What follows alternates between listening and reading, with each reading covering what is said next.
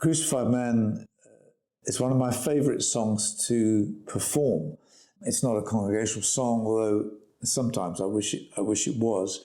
What set me off writing this was stepping back and thinking, because I've been familiar with the Christian faith since childhood, things like the cross and the crucifixion, say, oh yeah, well, we know about that. But it began to strike me how absolutely outrageous it is that we put our hope and trust in somebody who was executed in that awful manner 2,000 years ago. It does seem bizarre. It seems strange.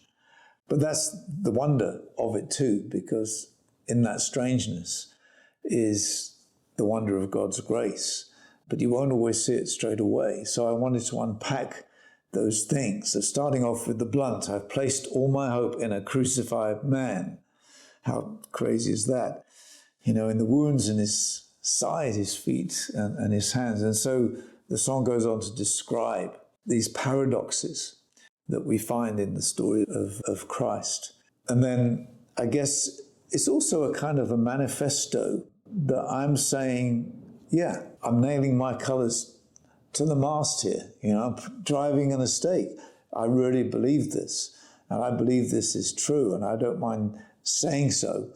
And my hope is in this. And I end up in the song saying, like the thief nailed beside him, I have no other plan. I've placed my hope in a crucified man. And, that's a good place to be. It's a vulnerable place to be.